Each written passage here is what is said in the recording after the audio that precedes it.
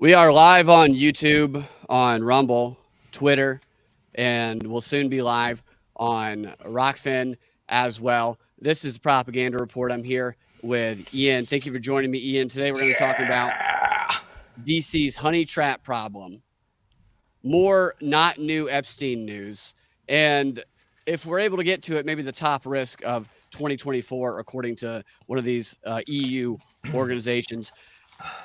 The top story, and I didn't want to talk about this again, but I knew that I would because it's filling up the news right now with the Epstein files because they're releasing them slowly to keep people engaged in the story, like we talked about, not doing the binge watching, so to speak, of the Epstein files, getting people to have to wait every day or so.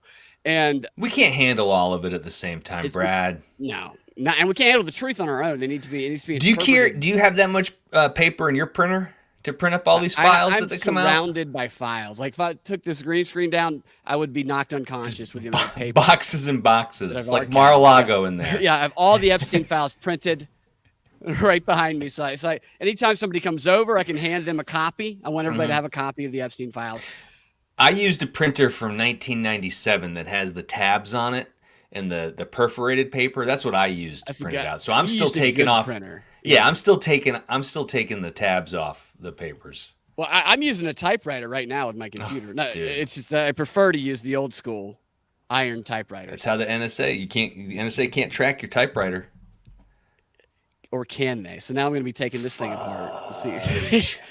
So it's been all over the news today about the latest batch of the Epstein files, and I'm going to talk about it because this is the same thing that the media always does when they report on Epstein. They only report on Epstein-related stories because right now they can do so in a way that maximizes the damage to Trump while minimizing the damage to the whole family. And right now is a perfect time for that. And this is probably why these documents were released at the beginning of 2024, which coincides perfectly with the 2024 election campaign, a time in which the media can get the most use out of the Epstein files because Hillary is not running for president and Trump is running for president, and he's running for president against Biden, who, while he has no problem showering with his young teenage daughter, is not mentioned in the Epstein files. And I expect at some point, old Biden will mention something about Trump and the Epstein files in an upcoming speech. That's the prediction I have. Any comments? I mean, it's so the connection to Trump is so weak. When there's over 50, over 50 different times when Clinton's name is mentioned in Epstein, Trump is mentioned for an in-country flight. In-country flight. Yeah. From New York to Florida? Right. Yeah. Right. That's what he was originally mentioned in. But there was new ones today. Okay. They have the new story. And none of this is new, by the way. I say new ones. Right. None of this is new. I've been reporting on all of these things since 2016, specifically the one about Ghislaine Maxwell skipping out on her deposition for one of Epstein's cases back in 2009. I told you about it the other day. And she lied, saying she was going to be taking care of her mother in the UK, so she couldn't come to her deposition, and said she'd never be coming back to America again, only 2 months later to be photographed at Chelsea Clinton's wedding. I've been reporting on that since 2016. It comes out of the news yesterday as though it's brand new information that's been revealed. And the reason it was revealed now is for what I just spoke about a moment ago, because Hillary Clinton's not running for president, so it's not going to do as much publicity-wise. There's going to be no legal cases, no pursuits of actual justice in this. This is about damaging people's reputation, and it's so weird because what I'm hoping for, and what I think we're all hoping for with an Epstein file, this is what I'm looking for, is more of like a Heidi Fleiss black book. Right. I think that's what people thought they were getting. Yeah, and we didn't get that. We didn't get the Heidi Fleiss black book. We just got the same. We got a bunch of people. I sent the one about Trump. Originally, they said, hey, look, Trump didn't visit, because I guess in a testimony, someone was like, yeah, I don't remember Trump ever being there. No, I don't recall. I sent that to a friend, and he was just like, anybody, that doesn't mean anything. That's not very convincing. That's But I'm sure the story that came out today Yeah. will be very convincing to the same Uh-huh. person. But you said Heidi Fleiss is funny because CNN the other day, they teased it for like an hour, how we have the newest batch of the Epstein files, and here to talk about it with us is the DC madam, No Heidi Fleiss. So they fucking brought her way. on. I didn't actually. These people are fucking shameless, I man. know. Yeah, they are. I mean, did It- they it's- really bring her on? Yeah, they brought her on. Jeez, They brought her on as Louise. an expert guest to talk about this.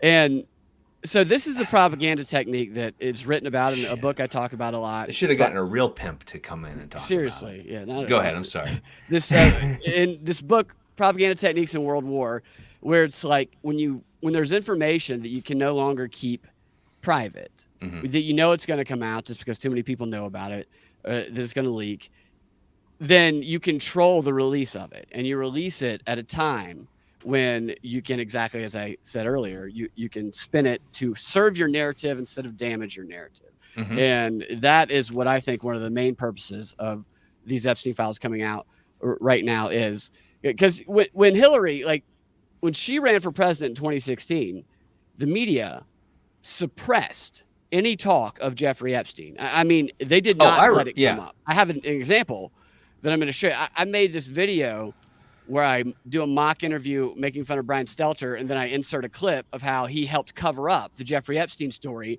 a year before he became the biggest propagator of it, when it could be spun not as a Clinton scandal, but as a Trump scandal. When anybody who's read the documents, the thing is, Brad, Clinton. what I don't think you get is you realize that Brian Stelter was doing that for our own good. Oh, I know. You realize he's that helping us. these people are just helping us by not giving us the full story. Right. They're protecting us from our fragile. What would happen to us if we discover the truth about our leaders? Like Hillary said, you don't need to show the people how the sausage is made. No, she said something similar to that. You remember that? I don't want to see. Yeah, I don't want to see how she makes the sausage. Yeah, I don't want to see how she touches sausage. So give me that sausage. That's actually Kaylee there. So this is before she became Trump's press secretary, or whatever it was. But this isn't from 2016. This is Brian Stelter silencing her and calling what is a provable fact at the time. I had already covered it a bunch of times on the show. She was my favorite press secretary of the last few years. Yeah, definitely. Definitely. A best looking one, I would say. Other than, what was the short guy, little guy who went to the dancing competition? What? What's the guy's name who would get all angry, then he'd end up being on Dancing with the Stars? Oh gosh, what was his name? Can't remember his name. They go through so many of these poor bastards. Because they're professional liars. That's really what they are. Essentially. But this is Stelter in 2016 shutting down a provable fact about Jeffrey Epstein, calling it fake news. There's a man named Jeffrey Epstein who was convicted of child pornography. Bill Clinton took several flights with this individual, and there were some real questions as to why these flights were not on the books. What happened? Oh, good gosh. This is the type, she's going to say, this is the type of attack that would only happen because a woman is running for president. Is that what she's going to say? Yeah. Well, no. I can't believe that messed up. So I made this whole parody video of that, and it stopped right in the middle there. Let's try it again. Well, so watch Stelter's eyes when she brings up Epstein. That's my favorite thing to do is watch watch the facial expression change as they're about to pounce. Right. So I actually, because they're hearing it in their fucking little ear thing. I did a slow-mo zoom Fucking in with assholes. Stelter's eyes in this video, actually. Jeffrey Epstein, who was convicted of child pornography. Bill Clinton took several flights with this individual, and there were some real questions as to why these flights were not on the books, what happened on these flights. Are we really going to do this? Are we really going to go down these fake news rabbit holes? They are two separate things. All right, great. So are we really going to do this? Or are we going to go down these fake news rabbit holes? Let me see if I can find the part where I zoom in on this. Yeah, here. No, Brian, you're too fat to go down a rabbit hole. Used to help Epstein get that sweetheart deal. Anybody who's interested in finding out more about how much of a monster. No, see, I tell people, I direct people to links here, by the way, in this part, that are gone from the internet, that were taken down from the internet at the time. That's how much they were suppressing information that they're now are kind of willing to talk about. But I did get a zoom in of Stelter at some point. Right there. Look at that. Look at that. So this is when she first brings up right Epstein. several flights with this individual. Bill Clinton took several flights with this individual. And then you tried to make her sound so right. And that's the whole point is they would not talk about this when Hillary Clinton was running for president because they knew. Are we really going to go down this fake news rabbit hole? Fake news rabbit hole. Yeah, right. We're going to go down the fake news rabbit hole. But now, a year later, actually, they started in 2017, and then they did it again in 2020, and now they're doing it right now, is they're talking about Epstein stuff, none of which is new. I have not seen one new piece of information. Maybe I've missed something. But every liberal and progressive is just now learning what we've known for the last 5-6 years. And they're learning it in a controlled manner, presented by the media in a way that can damage Trump while Hillary is not in the limelight, or Bill, or Chelsea, for that matter. And so the story about Trump that they're talking about today is, I want to find the exact claim that's being made. Okay, so Trump against Biden, Biden is not in the Epstein files. But this top story that's going around today, it's being reported that Trump, there was a woman who showed up, and her email showed up in one of these documents that were released, and this is actually old because I've seen it before, who says that her friend, this is a secondhand source, her friend told her that she had sex with Donald Trump at one of Epstein's houses, and that Donald Trump really loved her nipples. Wow. And that this secondhand source saw her nipples when the two of them took a shower together, and she thought, wow, that looks like it hurts. And so that's the main claim, is that Trump was banging. And they didn't say, this girl, the secondhand source, did not say her friend's name, nor did she say her friend's age. And that's one story. Now, that's being reported alongside. It's not being reported in isolation.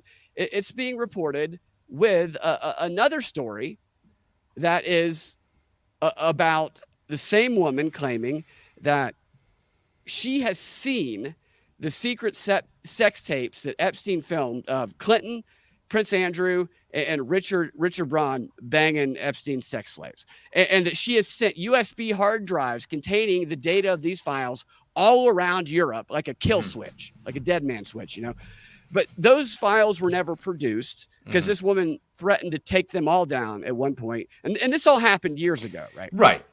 But she actually retracted the statement in 2016, the claim that she made. And then again in 2019, no takebacks. She made it up. No takebacks, no do-overs. Totally. And look, I know that there can be pressure campaigns that can try and threaten people to do that. I'm not dismissing that possibility. But what I looked at when I was researching this case is I looked at a lot of the claims, because every time there was a claim against Clinton, there would always be a claim against Trump that was presented. And then when you dig into the credibility of the claim, and I've never voted for Trump. I'll say that again. I thought Trump was a pedophile when I started researching this.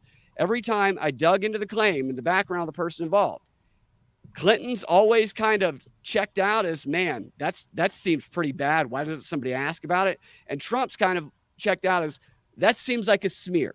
I'm more than open to actual evidence that Trump did something. And if he did, then lock him up. Of course, they're not going to do that to any of them. But it's the same technique they're using, where they try and every time they release these Epstein files, they throw something in with Clinton, and then they have the media jump on it in a coordinated fashion, maximize it to make it into something that it isn't. And what they did with this here is, instead of reporting those two claims this woman made, which she's retracted them, but reporting them as separate claims, this is a headline that I first saw today about this. They reported it like this: Epstein accuser claims pedophile had sex tapes of Trump, Clinton, and Prince Andrew and Richard Branson. New documents. That's not the claim. That's not actually the story. That's conflating, combining the two together.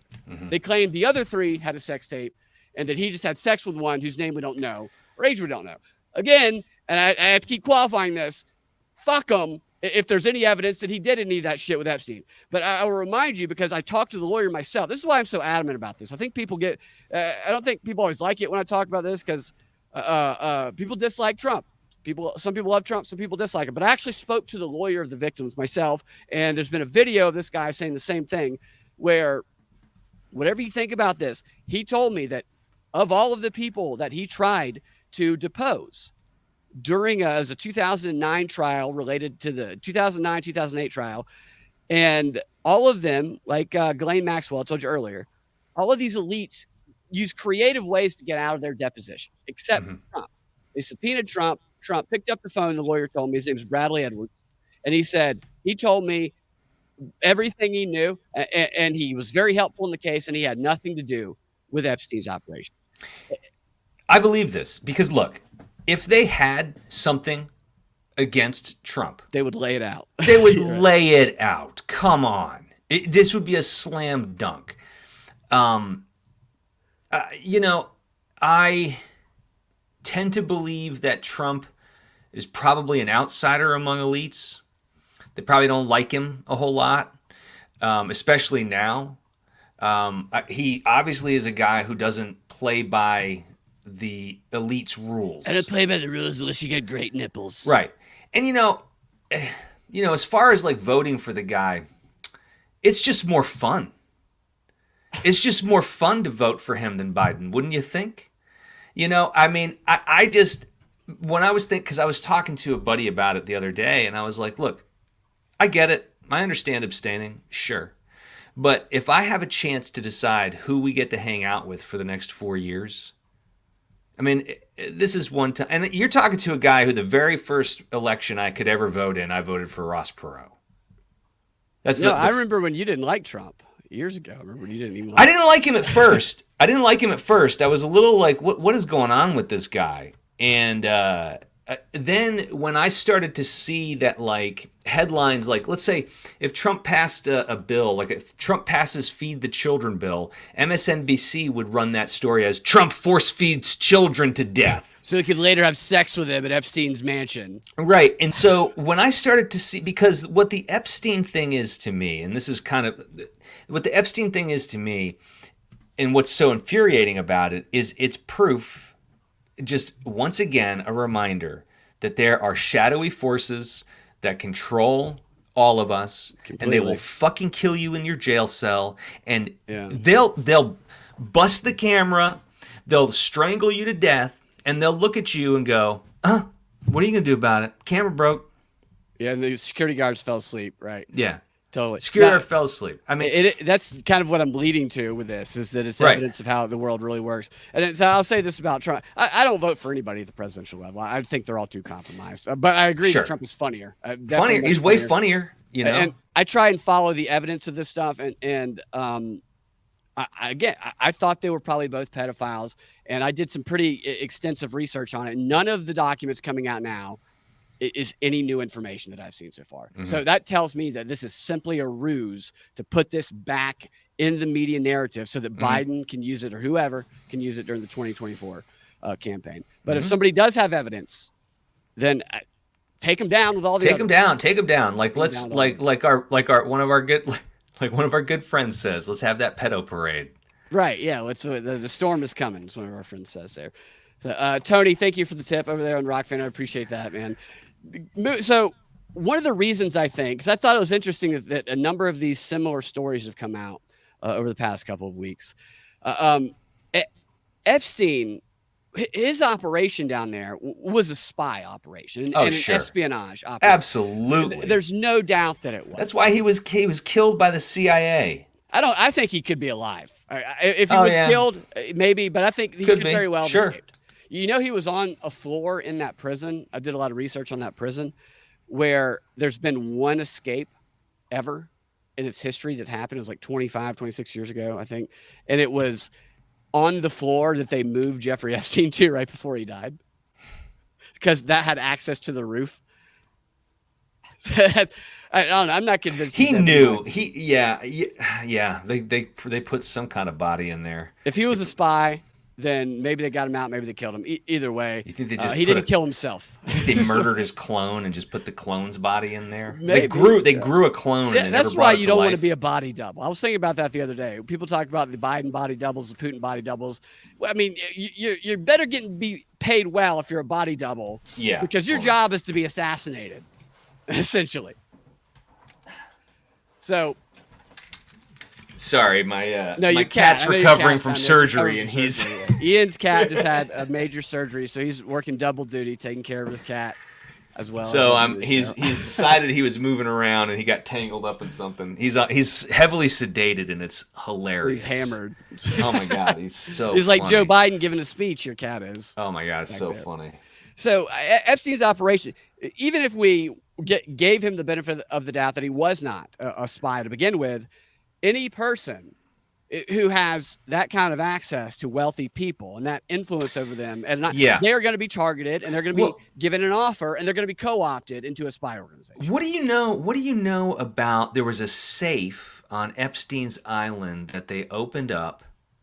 I think it was on his island or at his house. Anyways, they opened up a safe. They found all these USB drives. The FBI did, but they didn't have a warrant for it, so they left it there. And then they came back the next day, and it was all gone. Like, it's just coincidence. If these were my employees, right? If I was sitting in my office and my agents came back and said, "All right, here's the deal, Ian. We opened up the safe. We left, and then we can't." I'd be like, "You guys are fired. You guys are fucking idiots." I don't. Well, maybe David Copperfield had him disappeared. That's probably true. That's right. So that's how they got rid of all those kids. David Copperfield poofed them. He knew the incriminating information. Sawed them in half. Stuffed them in rabbit hats. He put them in a box and he sawed them in half. Which is, I think it is Copperfield. I think that was there. That's the funniest part. It was, yeah. I know. My mom used to take us to go see him when I was a kid. That would be a really great. Oh yeah, was he good? He was great. I used to love going to see magic shows as a kid. Yeah, you might be implicated then. I know. To see David Copperfield his show. I think it'd be a great sketch to have a bunch of these elites on Epstein's island, and every time the feds get by, Copperfield just snaps all the evidence and disappears it all. That's how they got Epstein out of prison. Yeah, that's exactly how they did it. Got out of prison. David Copperfield is the biggest asset to the elites. You need to investigate that guy, but you might get disappeared if you try and do it. So, but a lot of debate about is if you're on Epstein's list, does that make you guilty? It makes you investigated. I mean, you should be investigated to see what your ties are, in my opinion. But also, when you look at it through the lens of this was a spy operation, very clearly, yes, then they're using the same techniques of espionage and sexpionage and compromising through honeypots as the CIA documents in their own manuals. They're using the same things, right? So you look at it that way, it becomes more believable. And then I think that a lot of people, because they just never, it was such a strange story, like out of the movies to them, that it was hard to believe back in the day.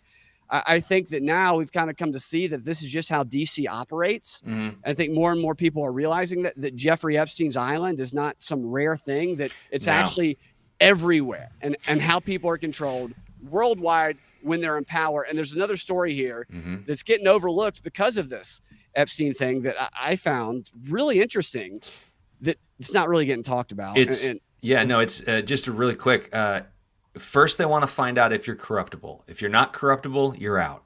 If you are corruptible, let's corrupt them and then hold it over their head forever.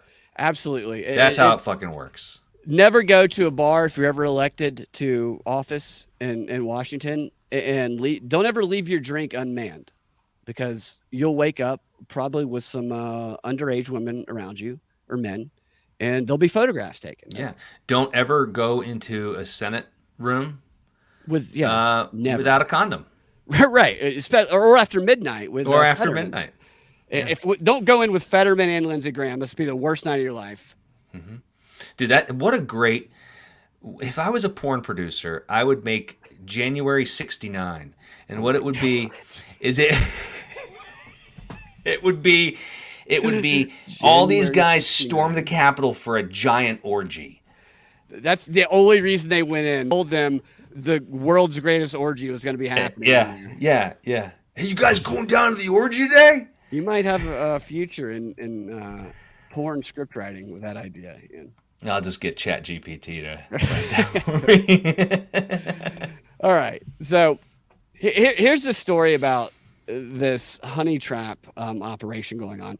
Headline is high-end sex ring in Boston and D.C. areas was honeypot scheme by Russia, China, South Korea, or even Israel to ensnare U.S. officials. Intelligence experts believe this to be true. And it talks about these 6 brothels in the suburbs of Boston and DC that they believe are or have been set up by a foreign nation. They don't know which one exactly, to use as espionage, honey trap. And they raided this place like back in November, the feds did. And prosecutors say they're looking at charging 28 people that are related to them. And the brothels, they say they targeted these high-ranking officials and defense contractors.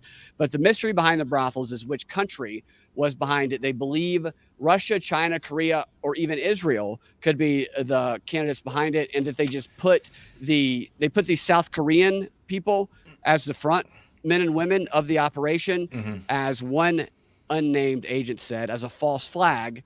Everything's unnamed, but when it's an unnamed CIA agent, it raises my suspicion even more. But the whole background of the story, I think, is probably absolutely prevalent across the country, especially in these areas. And it's down here. So it says that members of Congress, military officers, and national security contractors who possessed security clearances were among the steady customers at the high-end brothels that were run by this ring. And that they keep calling it the ring, the sex ring. The ring's clients, who paid up to $600 an hour, included corporate executives, professors, lawyers, scientists, and the military contractors in the government. And to entice customers, they set up websites which purported to was helping photographers find nude female models looking for work. There's some image of the nude female models looking for work there. Whoa. Right. We are looking for these look like 2 AI generated images. They really do. That does not look real. Why are the faces only part way fuzzied out there? Like that's Hello, we're looking for work. Lots of restaurant experience. Type 60 words per minute. Is there any photographer looking for this? How does this woman stand up? She looks like she weighs 100 pounds and her breast weighs 70 of those. Yeah. She looks like those are inflatable. Perhaps that's part of what the photographer was into, inflatable breasts, capturing the moment of deflation. But it says here that investigators believe they had, wait a minute. So they set up the photographs helping the nude females, and they've made like millions of dollars from photos of these fake. I say it's fake. They look fake to me. Yeah. But of these porn stars, none of the clients have been identified or charged, of course, because they're not going to do one because the others will flee. But they say they could soon be unmasked after federal prosecutors announce the investigation seeking criminal charges. So we hear about the unmasking, and now in this story, they're saying they will soon be unmasked. How long have we waited for Epstein's so-called clients to be unmasked? Which, by the way, they haven't been unmasked. None of Epstein's clients really haven't been unmasked. There's no black book. They haven't told us anything. Right. Yeah. It's just more. It's just more chaff. There's no wheat there. So, it was in D.C. They talk about the political headquarters where they set up the operation. So the whole thing that they talk about in this article is that they would not have set up these brothels in D.C., right kind of in the heart of where our politics operates, and in Virginia, right next to the CIA, if it wasn't a spy organization, because the way they did it, it wasn't profitable. They laid out how, had they just been trying to make a bunch of money as a brothel, they would have done it in this specific way. And doing it this way, there's no benefit to them except intel and espionage. That's the theory behind why they believe that it was 4 brothels, that were set up.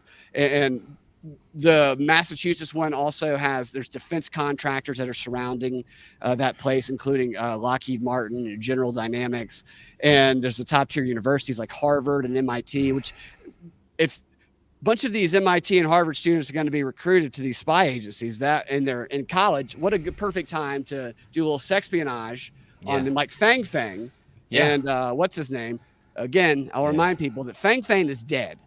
It doesn't usually get reported. She's dead. Right. Yeah.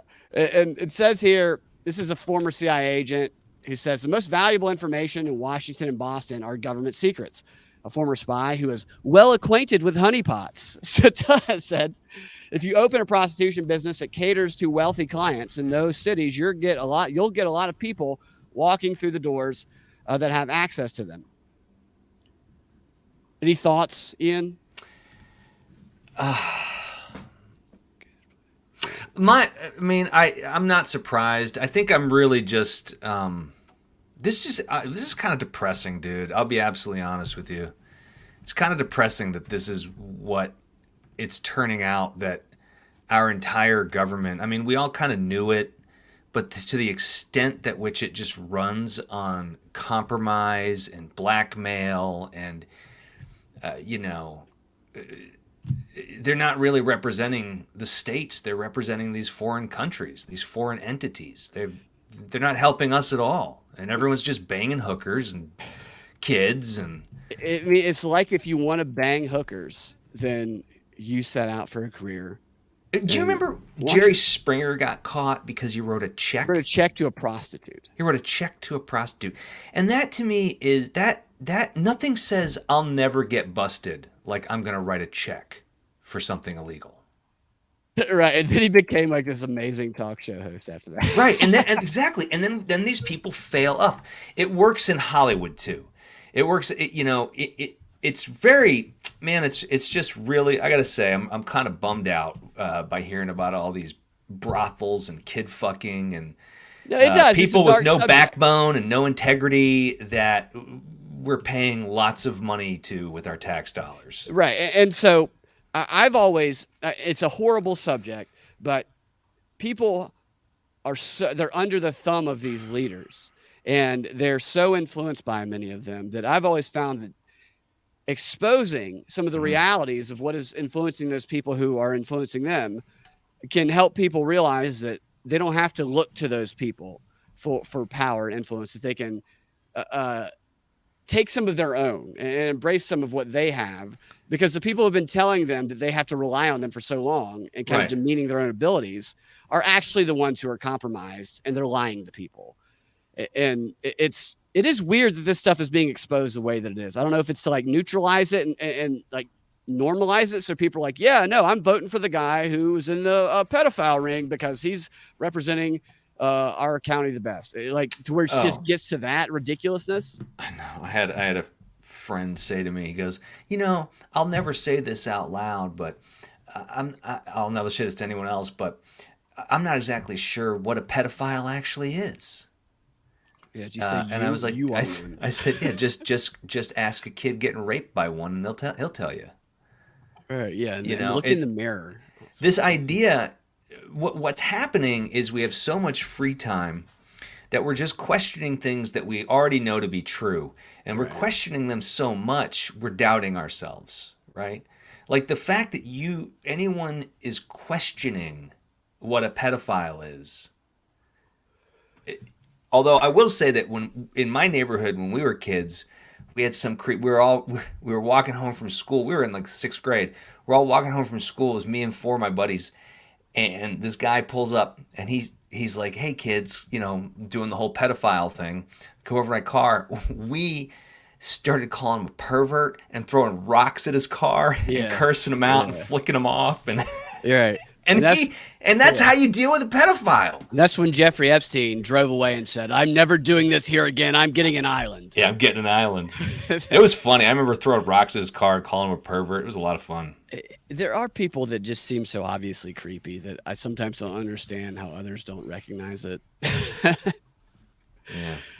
So this spy who they're interviewed for this article, of course he's unnamed, says the obvious, really. Says spy agencies deem financial stress, greed, marital problems, and feeling underappreciated at work to be exploitable vulnerabilities. Extramarital affairs and sexual promiscuity, I can't speak today, and deviance are other helpful vulnerabilities, which is why honeypots are a time-honored practice of intelligence agencies.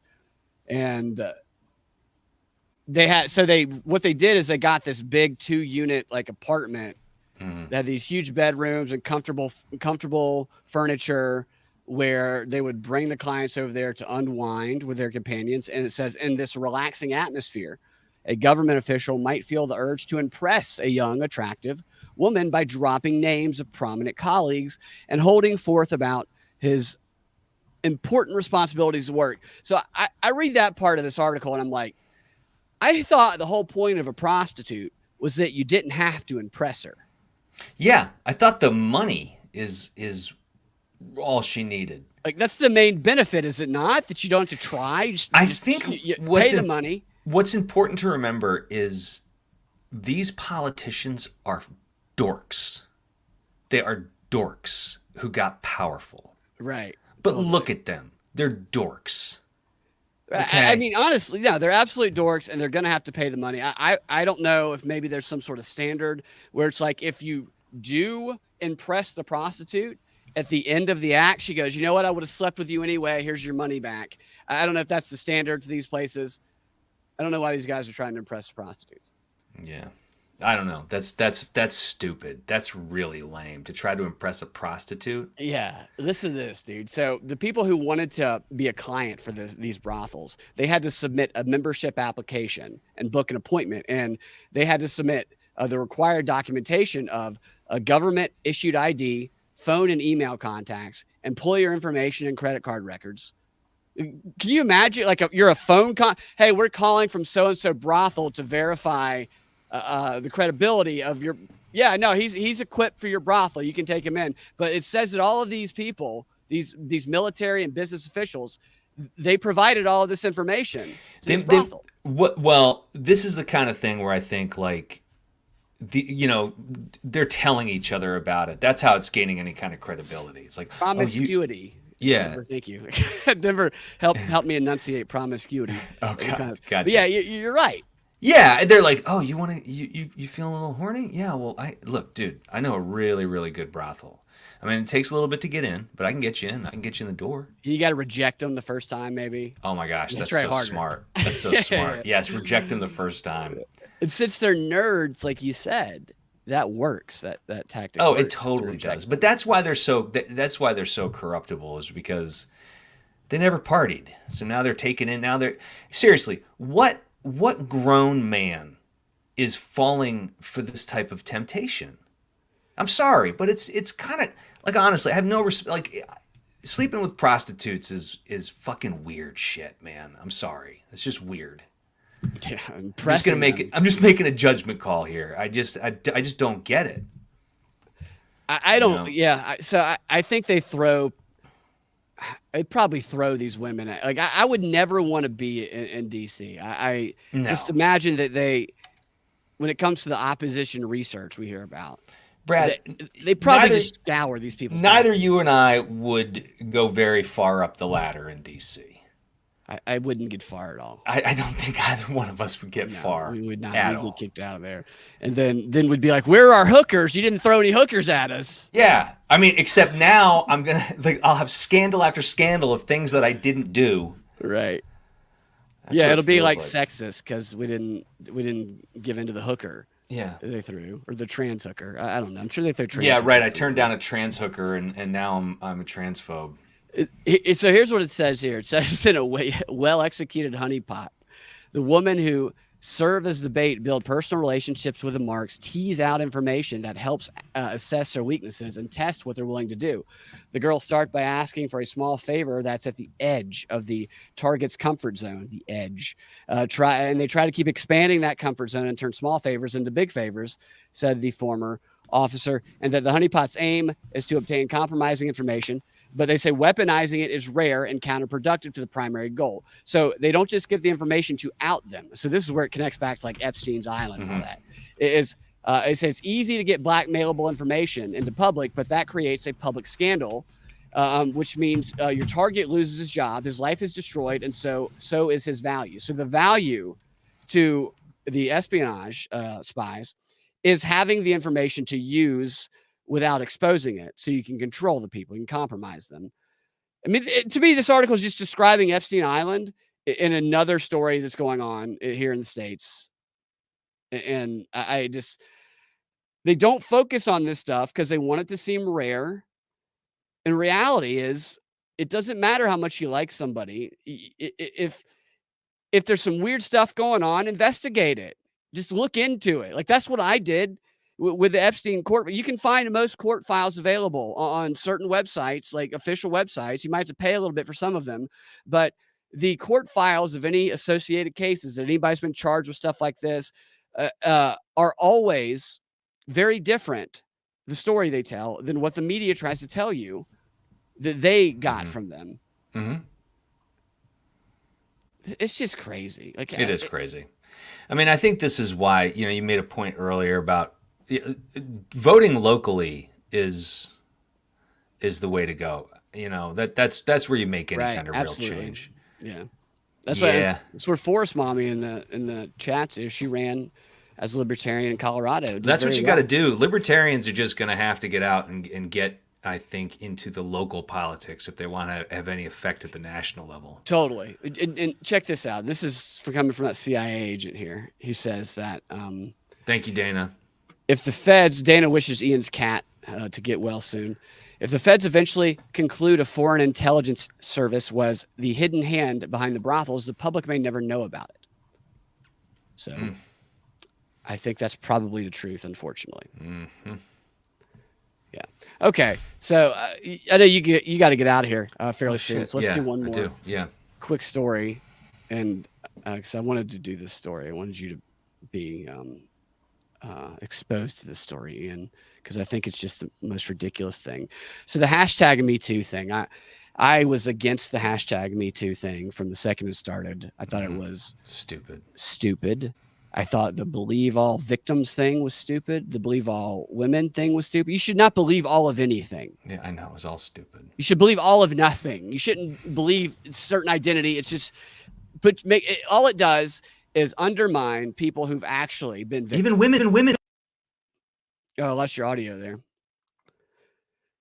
So what the hashtag Me Too movement effectively created was a scenario where women who were actually victims of rape got treated exactly the same as someone who got bumped into in a crowded bar when someone was trying to squeeze their way to a bathroom, which I actually saw a video the Washington Post put out that had a woman saying, someone walked behind me at a bar and bumped into me. That right before that, they showed a woman talking about a brutal rape that happened to her in an alleyway.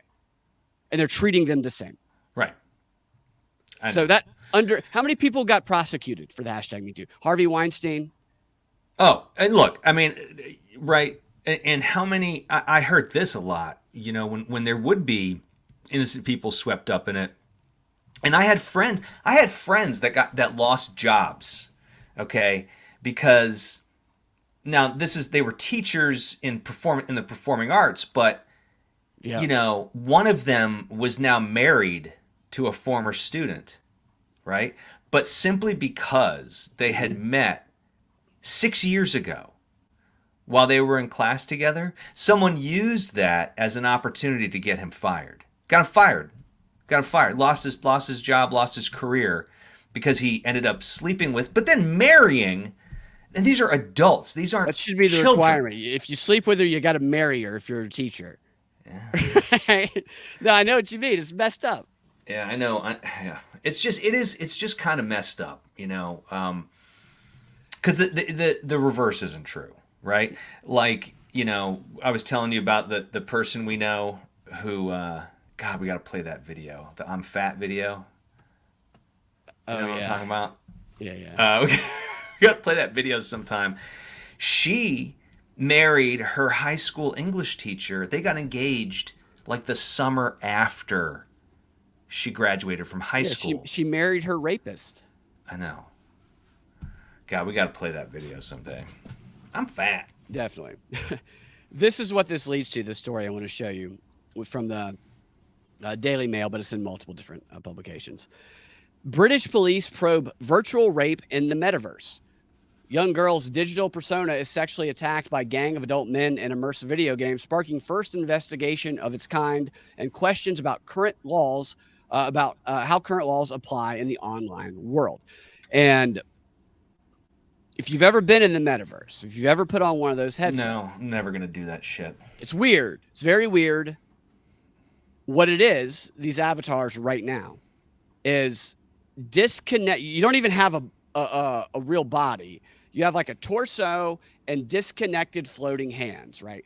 So somehow you're raped. You're I don't even think the legs exist from what I recall.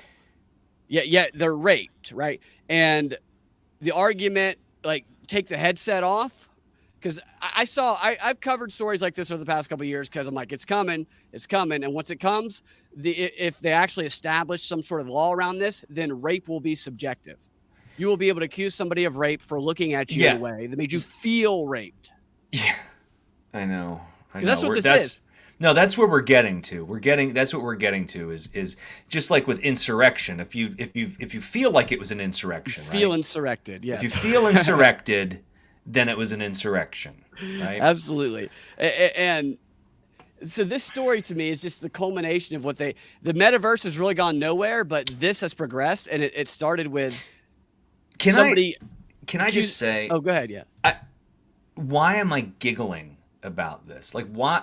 This is not serious reporting. This is not why didn't this young girl just take her headphones off? Number one. Number two. I can number tell two. You what they say about that. Yeah. Where are the parents? Right. Exactly. You know, I always say I don't have any kids, but if I ever had any kids, this is what I do every single day. Yeah. Every single day. Here's a list of stuff you got to do. I'm changing the Wi-Fi password every day, and here's a list. You got to accomplish these 3 reasonable things, and then you can have your Wi-Fi. And you can go have gang sex inside the metaverse. In the same room that I'm in. You don't get to go to your other room. Nah. I mean, this is stupid. Well, the parents were probably standing outside. They were probably raping. Watching their kid get gang raped with a headset on. There's nothing they could do. So can't get these off my head, Mommy. What they say to that is they say that in that moment, they are paralyzed in fear. Oh, and it feels so real, they don't know what to do. So they're frozen, and they can't take it off. Right. And, so where was the conversation with her parents after this was over? Yes, it would be distressing and annoying, but I would look at my child and be like, okay, there's going to be some new rules about using this. Yeah, right? Don't use it. Yeah, like, don't. Don't put your underage kid in the metaverse. Exactly. Fucking stupid. I went into this. It was like a poker game. My friend had this headset, and I used to talk about it a lot. I tried it a couple of times, and I went into this, like, it was a poker room, and you're just floating around there, and it does seem weird. Like, it does seem like you're kind of in there, but it seems like it's obviously not real. And I looked over, and I see these two bodiless, it's just 2 torsos with floating hands, like slamming into each other, right? Like they're trying to walk by each other. And I looked at them, because you can talk to all these people. And I said, are you 2 humping each other? And they said, we're trying to, because it was like a joke they were doing. And it wasn't nothing visceral or real about it. And then I went to the poker table and demanded everybody show me their vaccine cards. Yeah, then it's I got hilarious. Out of there. I'll bet you at some point in time, this is where people are going to be working. You will actually, like, because they already talk about digital, you're going to own places there. People will work there. There'll be entire industries in that other world, right? Right. And that is when I start robbing people blind. In the real world. I'm just going to start robbing houses. Big moving van. Everyone's hooked up on the internet. I'm just moving grand pianos and chandeliers onto a moving truck. It's that's the idea, is that people will work in there. And as Denver points out in the chats here, that the metaverse is a failure. It's because they have that headset thing on that makes it really, nobody wants to do that. I think that thing was part of a project to, like, develop contact lenses that combine with AR, but it doesn't change that they're still using these claims of rape in the metaverse to investigate real rape that could translate into real law that applies in the real world. And that standard that would apply would be, if I subjectively feel raped, then I am raped, and it must be investigated. Because when you're not in the same room as the people who you're not even in the same state as the people who rape you. It feels really dangerous to be online in the UK. There's always these stories about cops coming to your apartment in the UK and arresting you for something you tweeted. Right? And there was that woman, what was that story where the girl said somebody looked like their grandmother and they arrested her for gay bashing. Yeah. The British people I know were cool, but the laws over there not so cool. No, not so cool. Here's a little bit from this article just to get the context of the reporting. It says police are investigating the first case of rape in the metaverse after a child was attacked in a virtual reality video game. Like you said, the first question is there: why are the parents allowing it to happen? The girl was under the age of 16 and said to have been left distraught after her avatar was gang raped by online strangers. Gang raped by online strangers. That's an interesting, because the avatars don't even move that fluidly. It's just if my child came to me and said, I'm really upset. Well, why? What happened? What's going on, dear? Well, my video game avatar just got gang raped. I'm sorry. Could you say that again? Why are you upset? Okay. My video game got gang raped. Yeah. How do you deal with this? Can you imagine being in like a recovery group where everybody's telling their story and one person tells us this brutal incident that happened, it's just awful that happened to them. And the next person says, yeah, it's a lot like hers. My avatar got gang raped in the metaverse. Yeah. So I can't I can't even touch, I can't even look at a computer. And this is what they report about this. It says the headset wearing victim did not suffer any injuries as there was no physical attack. But officers said she suffered the same psychological and emotional trauma as someone who had been raped in the real world. The cops said that? Yeah, the cops said that. How do they know? They're cops. How do these freaking cops, how would they know? Right. It's... Well, we tested her with a rape kit, and although there was no biological information we could gather, we did determine that she did suffer the same exact trauma as a real rape victim. She had the same expression on her face as the actual rape victims. You know, an imaginary rape, if you just imagine you're raping someone at them, it's the same thing. Right, so Denver says that this is fake, and it's got to be. The rape is fake, right? Oh yeah, 100%. It was like a. It's not a real troll. Rape. It was yeah, right. But the claim though, and right. That's why I wanted to bring it up. It's right. Because it's being put into the news and it's actually being looked into by police. It's totally bogus. But this has been what the goal of #MeToo is since the very beginning, is to get to the point of believe all women based on a subjective feeling, or men, depending on who they accuse. And that undermines all of the actual victims of these crimes who never actually get treated more seriously than bogus circumstances like this. Don't let your kids use the computer without you watching. It's terrible. You got to put blockers on there. Come on. And you have this chairman of the police and crime commissioner's office over there saying that the government needs to look into changing the law to protect women from harm in these virtual environments. Really? They need to change the law. So imagine that. Imagine how it applies to video games, right? You punch a feminist in Red Dead Redemption, suddenly you're arrested in the UK. What if I misgender someone? Arrested, probably. Mm-hmm. But your avatar was a giraffe. Oh, so it becomes bestiality. That's a whole new section of the law right there. Yeah. So, and it all goes back to the passing of the Online Safety Act, which was passed, I think, in the UK, and it's being modeled around the world, which kind of basically polices speech at a very high level. I don't remember all the details offhand, but it classifies hate speech as just very fluid and things that go against the narrative, and it makes you never want to get online again. The online hate speech. Yeah, I think that's the proposition. I mean, you and I have watched, and I'm sure most of the people listening and watching this were around for the dawn of the internet and seen how it's hard to remember, right? Because we've been with it for so long. Yeah. But if you think about how different life felt when there was just MySpace, or before that Friendster. Remember Friendster? Top 10 on MySpace. Yeah, you had to pick the top 10. I mean, it's just it's now online carries so much more weight in the real world, and it's very annoying to me. Yeah, right. No, it's totally different. I got off social. I was off of social media for about a year, and I got back on because one of my childhood best friends died, and nobody fucking told me for 10 days. Damn. Yeah, because they were like, "Oh, we forgot you weren't on Facebook anymore." So nobody called you? So nobody called me. Nobody thought to tell me. Yeah. Yeah. It was crazy. So I'm like, I guess I got to be on this stupid thing just to find out when people die. No, it's right. It's how people communicate. You know? You don't even people change their phone numbers and stuff. My Facebook account's gone. I got hacked and stolen.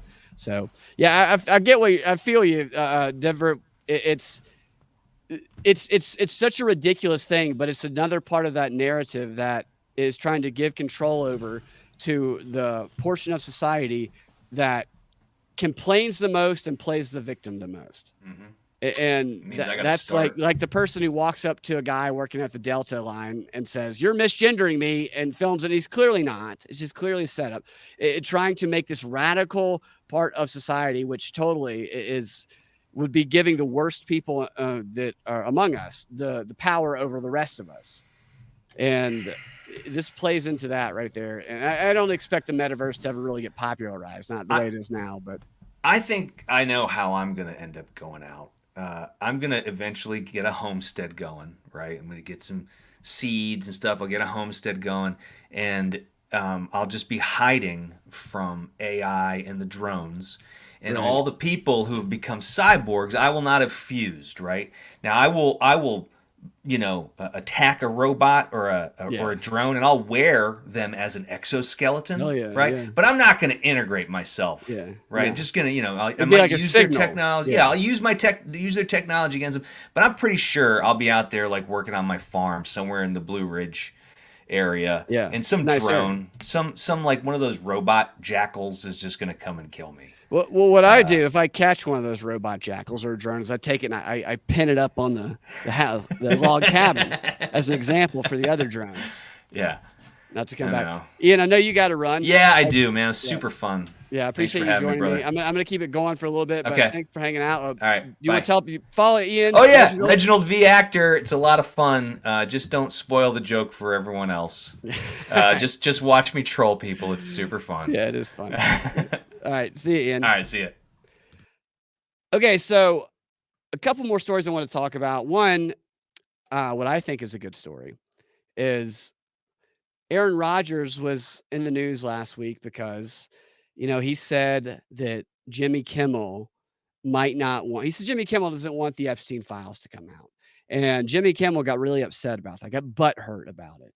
And Kimmel replied by saying he's never met Epstein. He's never been to his island or whatever. I mean, he sounded very upset that he had never met Epstein, in my opinion. But then he threatened to sue Aaron Rodgers over those claims, which was weird because he's done nothing but make defamatory claims, very specific ones against Trump and others for years. So there's really no case there, especially when Aaron Rodgers' claim was just very generic.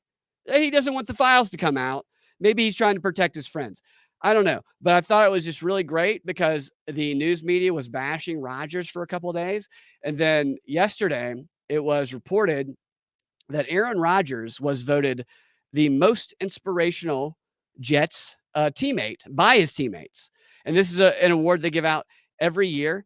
And he got injured at the beginning of the season. If you're a football fan, you know that. But he came back a couple weeks in and he played a role on the sidelines. And his teammates said that for the whole season, there was no one more inspirational than him. And one of them said, "I've said it a million times. He loves his teammates and his teammates love him.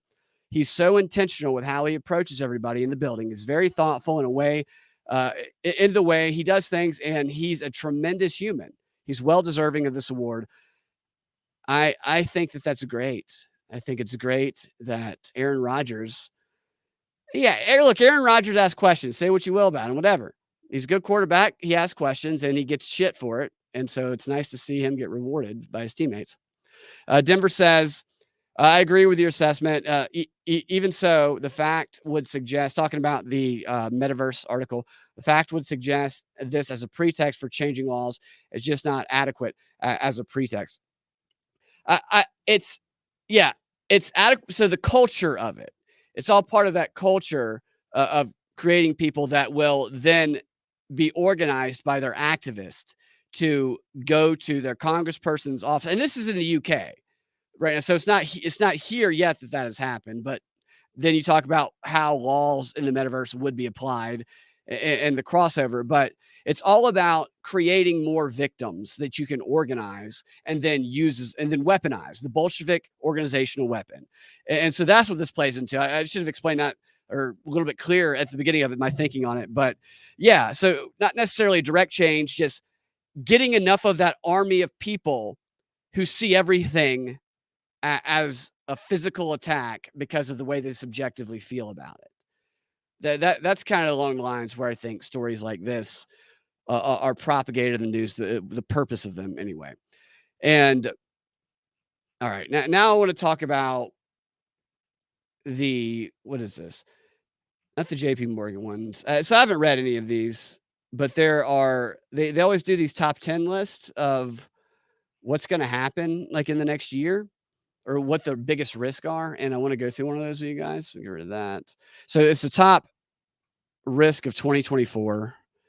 And let me show this on the screen with y'all. It's from the Eurasia Group. Top risk of 2024. Let's see here. Eurasia Group's top risk for 2024. This is our annual forecast of the political risk that are most likely to play out over the course of the year. I love how they say most likely to play out. What do they know? They have no idea. Unless they're causing it. Then maybe they have a little bit of an idea. And skip the overview. Let's see what the beginning of it says. Okay, 2024. Politically, it's the Voldemort. What is that? Voldemort? Is that like a villain? Voldemort? Did I say that wrong? The year must not be named. 3 wars will dominate world affairs. Russia versus Ukraine, now in its 3rd year. Israel versus Hamas, now in its 3rd month. And the U.S. versus itself, ready to kick off at any moment. So they're predicting a war in the U.S. And they say the number one risk for 2024 is the United States versus itself. The 2024 election will test American democracy to a degree the nation hasn't experienced in 150 years. Do you guys agree with that? I mean, the way that they're rolling us up to the 2024 election, I mean, that's definitely a possibility. I don't think most people would want to go, if you talk to the average person, into some sort of civil war. I think most people are normal.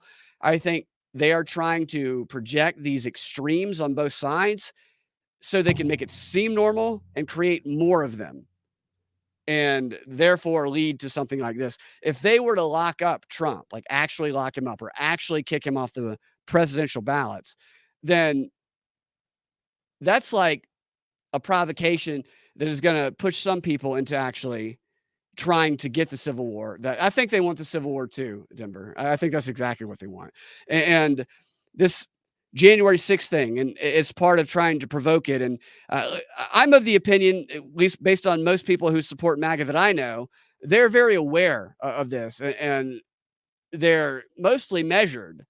And I'm sure there's some that I don't know that aren't, but when you know you're being targeted by the feds and you've been called a domestic extremist and terrorist, then you're going to be very measured in your actions. And I think it's kind of like the Russia-Ukraine thing, where they just surrounded Russia and they provoked them over and over again. And they talk about this in these think tanks, the Chatham House, the Brookings Institution. They admit that they provoked Russia into invading Ukraine. And it's almost like that. It's almost like, what can we do to try and get some of these people that we can identify as MAGA to do something that provokes I mean, they're already riling up the other side. And maybe it's just a false flag. They get people to dress up as them. But you're right. They absolutely want it. The number 2 risk, I can't imagine what I need to bounce around, but I do wonder what's going to happen with 2024. We haven't reached the climax yet of all of this. They did drive Russia and China together. Absolutely right. What is the climax of this? Is this the 3rd act? So the tension's not going to, dissipate. Not yet. Where does it peak? and they're trying very hard to provoke an explosive peak, in my opinion. I think this has been part of the Great Reset plan all along. It was to turn America against itself and to weaken it on the world stage and to raise up China on the world stage so that they can just restructure their new world order and their control mechanisms. And number two, they say the Middle East on the brink. That's obviously another role. That's another great reset factor right there. The region is a tinderbox, and the number of players carrying matches makes the risk of escalation exceptionally high. So I think it's interesting that number two here plays a factor in number one, because the way that number two has been reported in the United States has been nothing but divisive. I mean, nothing but divisive. There was that protester that died because the two sides were fighting, and they were both sent there they were direct action protesters sent there by organizers who weren't on the front lines. Denver says the destruction of the world's reserve currency of the dollar to give the way to the global CBDC. Yeah, all of these factors are pointing to. It's like, you look at history at when nations collapse or they lose their power on the global stage, and it seems so easy to see from an outside perspective, from far away. Harder to see when you're in it, and maybe even harder to know what to do at times. And I don't necessarily think we're collapsing, but I think they're trying to make us collapse. I think they would love to have us collapse. I think Joe Biden is the best guy they can have in there to do that right now. And number three risk for 2024 is partitioned Ukraine. Ukraine will be de facto partitioned this year, an unacceptable outcome for Ukraine and the West that will nevertheless become reality. So it just states that as an unacceptable outcome. Well, who are they to decide that? Who are they to decide that that's an unacceptable outcome for the people of Ukraine, whose entire youthful generation has been killed in this war they were forced to go fight in? These people, they think they're so smart, and they think they're so much better than everybody. Number four, the risk of ungoverned AI. Wow. Breakthrough in artificial intelligence will move much faster than governance efforts. Okay. This has been their talking point about AI ever since the beginning. It's going to move too fast, and we need to govern it. That's why they had those guys come in to speak to Congress. I think AI sucks. I think some of the images are good. They're funny. They're obviously AI, usually. All right, some of the images are good. They can fool you if you're not looking for it. Not most of them. But the AI writing, and they're terrible. It's all terrible. It's very bad. It's not, I mean, it's like 5th grade level, like you're talking to Santa Claus on the AOL chatbot. Number 5, the risk of the axis of rogues. Oh, that's a new term for it. Deeper alignment and mutual support between Russia, Iran, and North Korea will pose a growing threat to the global stability. So I love how they changed it to the axis of rogues. They probably should have left it axis of evil, because axis of rogues makes it sound cooler. And they have a picture of the leaders of those countries. Number 6 risk is no China recovery. Any green shoots in the Chinese economy will only raise false hopes of a recovery, as economic constraints and political dynamics prevent a durable growth rebound. I'm not sure what to make of that one. I have to think about that one. All right, number 7, the fight for critical minerals. The scramble for critical minerals will heat up as importers and exporters intensify their use of industrial policies and trade restrictions. And this goes to the global economy again, maybe even some of the oil underneath these countries that are engulfed in war. Risk number 8, no room for error. The global inflation shock that began in 2021 will continue to exert powerful economic and political drag in 2024. Inflation everybody has been awful. You can't go to the grocery store without spending $80. And,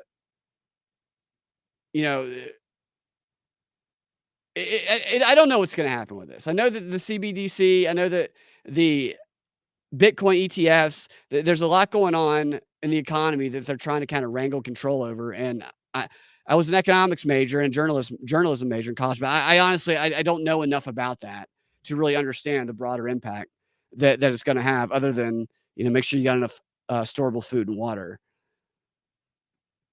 They do have the power to collapse some of this stuff and cripple people.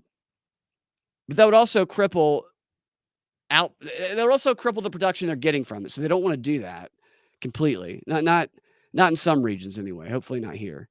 Risk number 9, El Nino is back.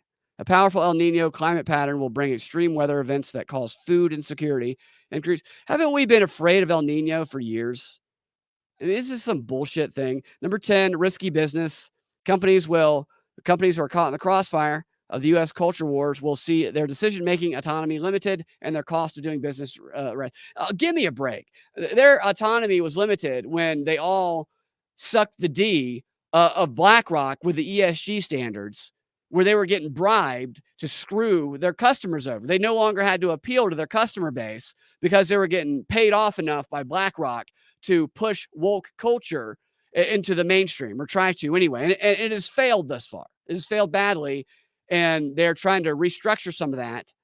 And they'll just do it, try to do it under a new name. But there's been laws that have been implemented in a number of states that have gone against the ESG thing, that have forbidden some of these companies to invest some of their portfolios money into ESG companies without them knowing it, because it goes against what the shareholders want. ESG, I think what they're talking about are the actual good laws in the U.S. that have pushed back against that. ESG is awful. Social credit score. Let's see. Yeah, I studied economics, Denver, and I was good at it in college, but I look at all the information now and I'm just like, do I remember anything I learned? It could be overwhelming sometimes. I was good at it, but I wasn't like one of those like economic minds like some people are. Some people are just really brilliant at it. Let's see here. I think that's it. Oh, red herrings.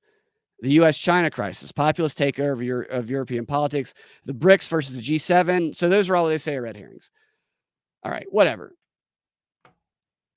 I think most of that is probably less of what is going to happen in 2024 and more of what they would like to happen. So it's like you make a vision statement. And if you make that vision statement, you keep it top of mind, all of your actions will propel you towards that. I think that's like what these type of documents are for these people.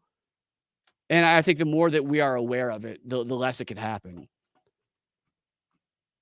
But I don't know. What do you guys think? Do you think any of that stuff is plausible for 2023? El Nino means the Nino. That's right. That is what El Nino means, Dana. The Nino. What has El Nino done lots of damage to anything? Sometimes I tune out about, I don't want to say tune out, but I know that we have done damage to the earth that we live on. I mean, obviously you can, do things that harm an environment, but we haven't done what they have told us that we've done, and that we're all going to be destroyed. They've just lied to us about climate change over and over again. Whenever I hear stuff like El Nino, I'm just like, oh, shut. Like I plug my ears and I say la, la, la, la until they're done talking. All right. Not the secret UFO meeting. I want to do one more story before we get out of here. Actually, here's what I'm going to do before we get out of here. I'm going to play you guys, if it works. Hopefully it works. So we have D's Laughs, who is a supporter of the show, a friend of mine, cool guy, who does a lot of DJ remixing and comedy stuff. And he made a song that he says was inspired by the No Agenda show and the Propaganda Report. And I wanted to share it because I think it's super cool. I want you guys to hear it. And I think that's better to go out on than war. So here we go. So check it out. This is from D's Laughs. Hopefully this plays right. Now tune in to the Booster Grand Ball with the DJ who never fumbles the ball. Never worry, you're in the capable hands of Adam Curry.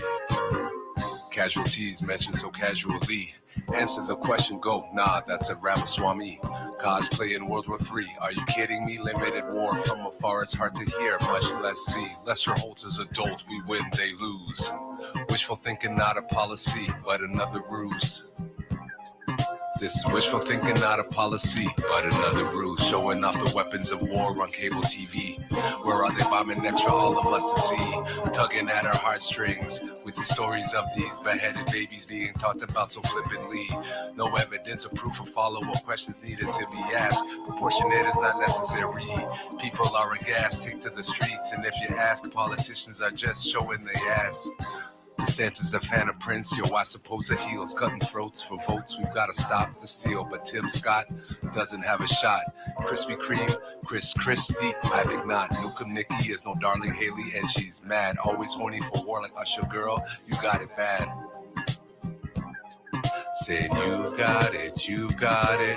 Brad Binkley reporting real-time propaganda. Deep dives with Monica Perez, hey, take a gander. Yeah, the news is stupid. They make news out of nothing. It's Edward Bernays' model of bullshit. I said that Taiwan is next. The U.S. looking to flex. The Speaker of the House is distributing taxpayers' checks next. Send a text if you want to donate to the Red Cross. Said I'm good. Nah, I just picked up my cross. Lives are broken and the family scattered to the winds against the will of the people. Official committing unspeakable sins. Middle class never wins. Citizens are flowing in the wind and the rubberizing countries. I said the rubberizing countries looking like expensive garbage bins. Peacefully protesting has gotten us here. Boycott the bankers, man, the people even couldn't stop drinking Bud Light beer. Steer clear from anyone who isn't clear on what a man is. I've never heard such clear, concise truth. Ask yourself, why are the women nowadays acting so mannish? We don't want to talk about our health unless it's necessary. Isolation in the family is really scary. Neocons treating us like neopawns, treating us like light switches, like to turn us off then back on. Divide and rule, what will it spawn? Deconstruct the media because we don't like Decepticons. No agenda, 2 p.m. Thursday and Sundays. You're giving out so many truth bombs.